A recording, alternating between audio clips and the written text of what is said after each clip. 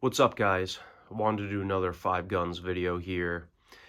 This 5 guns is going to be top 5 best first 5 pistols for a banned state resident. Okay? I don't know all of the laws of banned states. I'm really acting on the presumption that there is a standard capacity magazine ban. So we're working with 10 rounds or less. And I'm also working with the concept that you will have to go through some sort of a training or concealed carry application process. So these are the first 5 pistols that I produced or that I purchased. And you don't necessarily have to take everything that I'm saying in this video as gospel. I definitely did make some mistakes, and we'll talk about that. But I do believe that these 5 pistols are great pistols for any individual to own. So in order of purchase, okay, at the top left, the first pistol that I purchased was a 1911 45 caliber pistol. Now, it was not this Ruger SR 1911. It was actually a Taurus 1911 that served me well. I shot it a good amount. I cleaned it, kept it up nice. It was actually a really good pistol. I just wanted to upgrade to this because I thought that the SR 1911 was a better feeling pistol in my hand. Also, this is a commander length, so it's a 4.25 inch barrel, which I kind of like a little bit better. It's a little bit lighter, but I mean, between that and the full size, it doesn't really make much of a difference to me. The nice thing about the 1911 is that it is the safest pistol that you can buy. You have a manual safety on the other side. You have a grip safety here, and also, you know, it's single action only, so the gun will only fire if the hammer is cocked, under ideal circumstances. Obviously, you should always treat every gun as if it was loaded, even if it is not pointed in a safe direction. You know the rules, okay?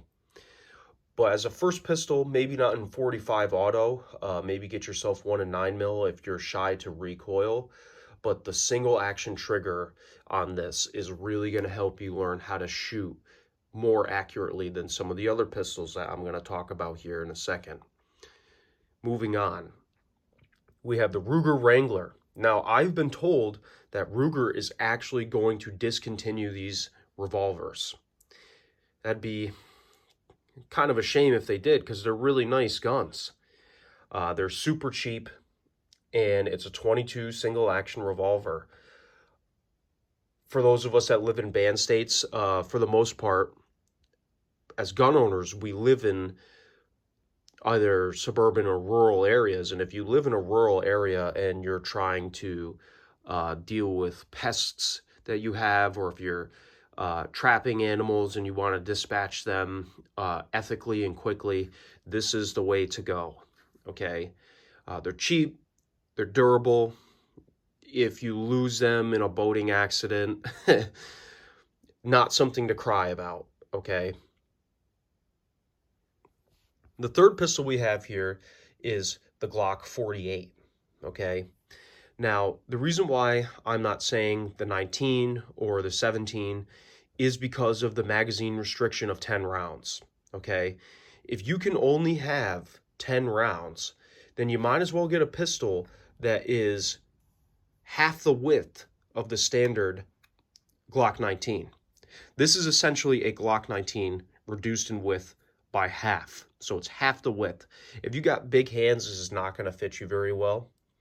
But if you have medium-sized hands or smaller hands, this will do you well. Now, going off of the topic of trigger pull, okay, the Glock triggers from the factory are not the best. These guns are designed to work. There's a reason why I'm saying Glock and not other big names like Sig Sauer. These guns work, and also there's not as much of a track record of them going off in the holster as other pistols that we know about. But the trigger on them is rough, and if you don't know how to pull the trigger, it's really going to make you struggle with accuracy. And that is actually a lesson that I learned very early on with these Glocks was that you got to really learn how to shoot them, and you got to practice. You got to really practice. That's important. Once you get that down, though, this is a great pistol.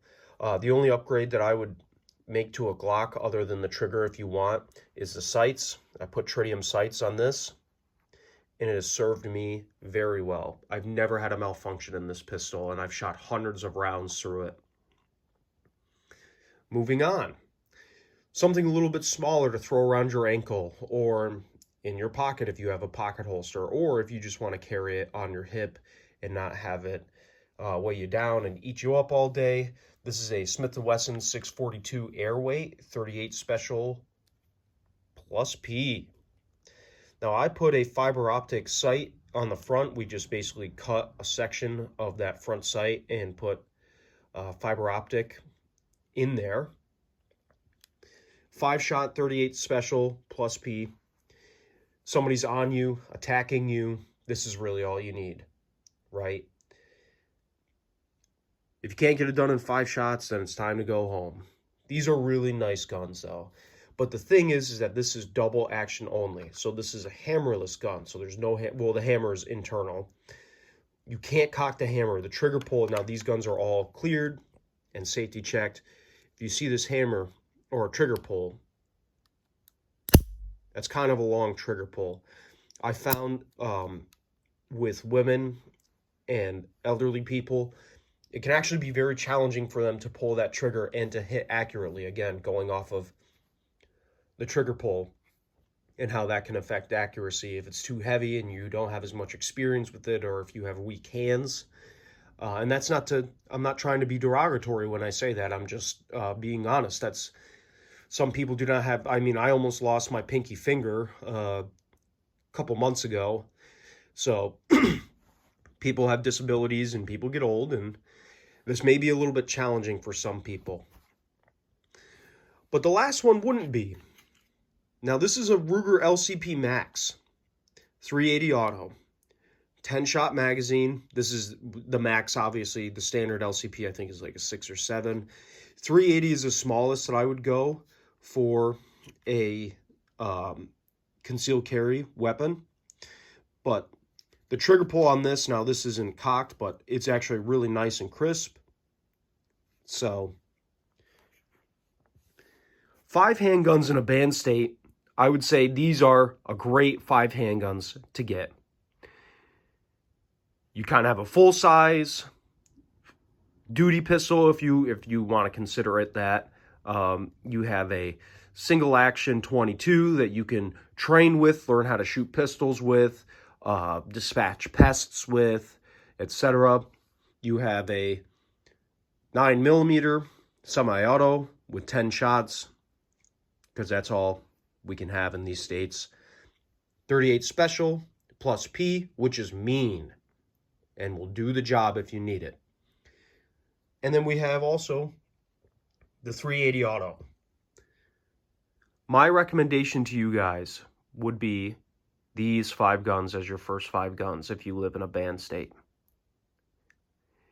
If you have any questions, or if you agree or disagree, please feel free to leave that in the comments section, and like and subscribe for more content. Thank you. Have a good weekend.